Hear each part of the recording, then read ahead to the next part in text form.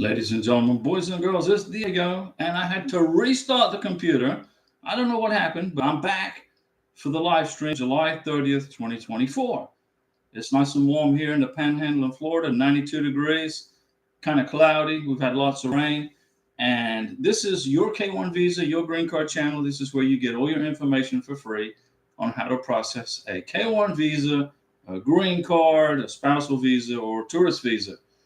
I know how to do that. I got 9 years of experience, 9 years of experience doing this. I've helped hundreds of people get their green cards and their K1 visas, K2s, etc. And if you have any questions on how to process a K1 visa or a green card or a spousal visa, tourist, ask me right here. I'm here to help you. I'm not an immigration attorney. I don't work for USCIS. I don't give you any legal advice. No legal advice, okay? But I do drink Mountain Dew. And I got lots of lights on me, so it's kind of hot here in the Mountain Dew Studios. I call it the Mountain Dew Studios. And I'm standing by to help you with your questions. Now, I tried to get the live stream started about 10 minutes ago or 5 minutes ago. And for some reason, my computer just stopped transmitting or whatever. So I just unplugged everything and replugged everything back in. And now we're back up and working. It's technology, right? But it's free technology. Janiela James, hi Diego. Hope all is well with you and Karina. We're good. Karina's doing great. She's at work. I took her to work early this morning, and then I did some work in the yard, and then I said, hey, let me do a live stream because I'm sure maybe you guys have got more questions from yesterday or the day before. So here I am. Yeah, Karina's working, and so she's not sitting next to me. Normally she's right here, right next to me, helping me with the administrative part of this channel. Yeah, she's working. She's doing good. Her boss, Karina texted me. She said, "Hey, she's supposed to finish work at 11:30, but Central Time, U.S. And her boss asked her to work till 4 p.m. So she's going to be gone all freaking day. So I got to find stuff to do all freaking day. So here I am on a live stream." Francois Livingston, good afternoon, Diego and Karina. Who is at work? Karina is at work. She's working. She's going to be a long day for her. So when she gets off of work, I'm probably going to take her to eat somewhere because she's going to have a long day. She got up at 5 o'clock this morning. Francois, Diego, sorry, I asked lots of silly questions in regard to the DS-160. No, you didn't. This is your YouTube channel, right? We do it for you guys. There's no such thing as a silly question. There's no such thing as a silly question, okay? But there is such a thing as I'm going to take a swig of Mountain Dew because I'm already thirsty. It's what? It's 12:35 in the afternoon on July 30th, 2024. And I was out in the yard working, and Karina's at work. And so what better time than to get cleaned up and do a live stream and answer some more of your questions regarding K1 visas and green cards, right? Those are the main ones. GLK Dog 01, why is USCIS taking so long to answer? I mailed in the I-485 and they received it July 8th and still no answer. So July 8th, they received it. So you got notification from FedEx or UPS or something like that, right?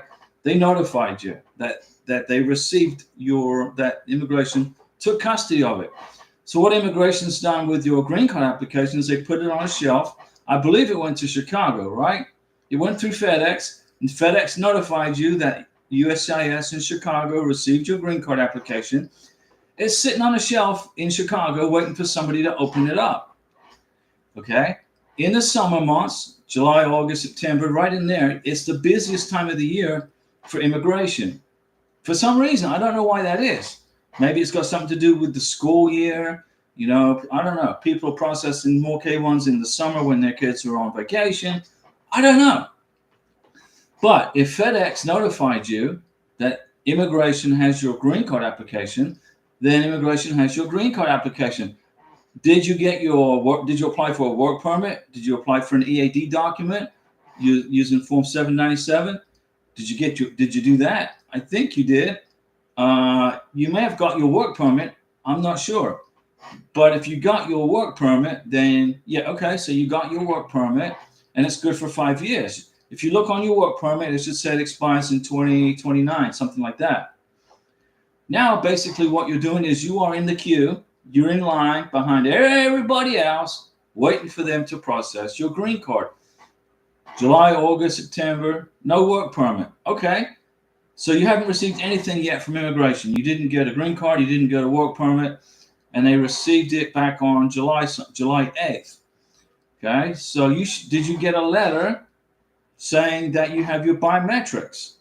Did you get a letter scheduling your biometrics? If you got a letter scheduling your biometrics, then they opened up your green card application.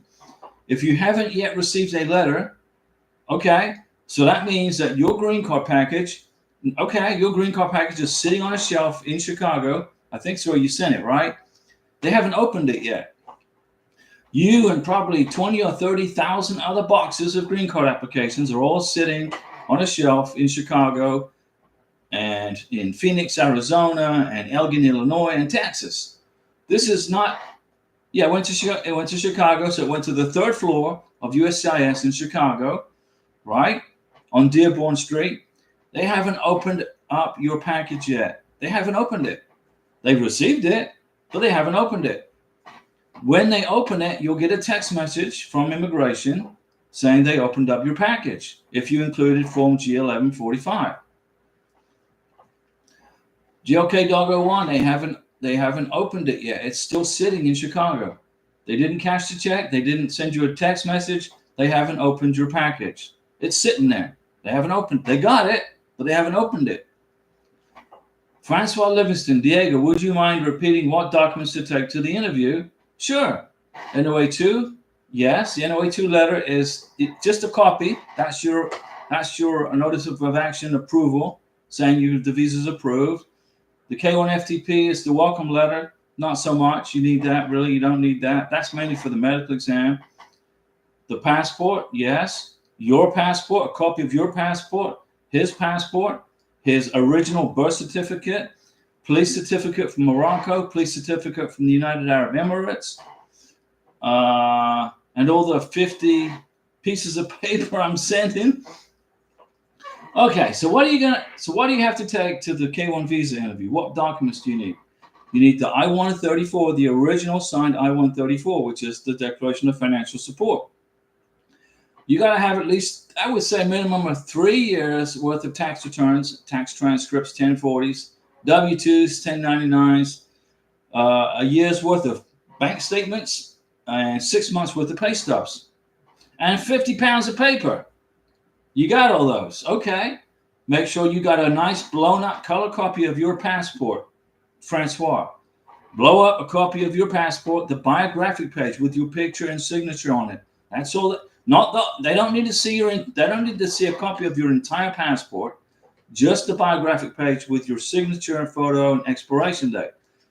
Hamid needs a photocopy, needs to bring his original passport plus a copy of his passport biographic page. You're waiting for your new one to come in. Okay, good. I'll give you a Mountain Dew salute because you're proactive. You're ordering a new passport. You're waiting for it to come in. That's a good job right there, Francois. Make sure you got photos of your relationship. Yeah, that was probably included in your 50 pounds of paperwork, I'm sure, right? Don't forget his birth certificate and he needs to bring his passport, obviously, and police certificates. Jen Shahon one time. Hi, Diego. 9 months, 2 days, still waiting. 9 months and 2 days for your DS-5535. 9 months. That's a security check. They're doing a background check on you.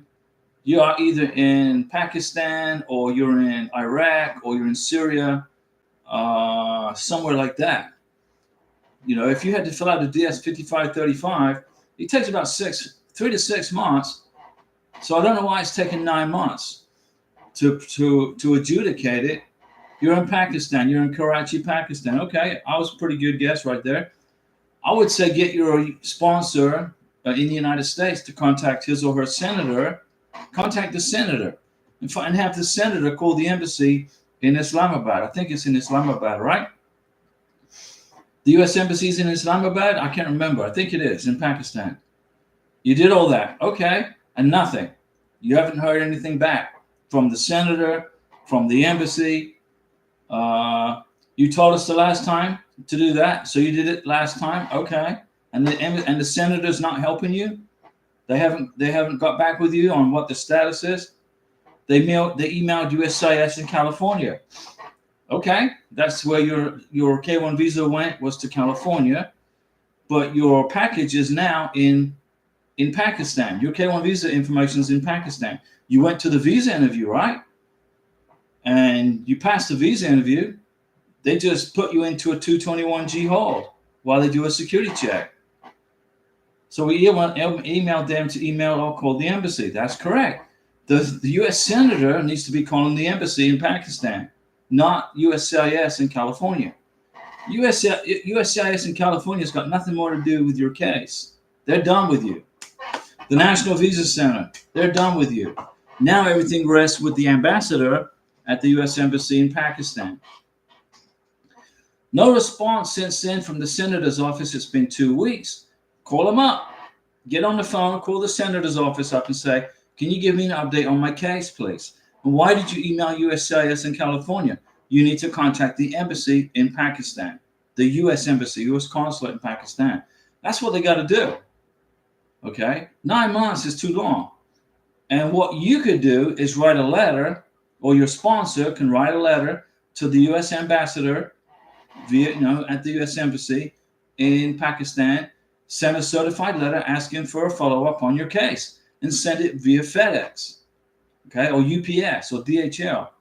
Overnight, do a courier service. Write a letter of affidavit, make a copy of it so you have a record of it, and send it to the embassy in Pakistan and ask them for an update on your case. Make a copy of the affidavit, date it, and sign it so you have record of communication with the embassy so your NOA2 letter doesn't time out. Ross Lee, Diego, Melissa. Hey guys, adjustment of status was received on April 1st. Okay. Did the biometrics in May. And now the status changed from 2 months to 8 months. What should we do? Well, I don't believe anything that they put out there on green card processing times, okay?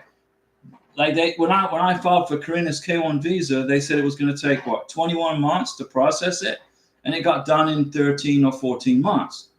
So don't pay attention to that 8 months. It could be 5 to 6 months, because in the summertime they're real busy. Embassies and MVC and USCIS and green card applications, they get kind of busy during the summer.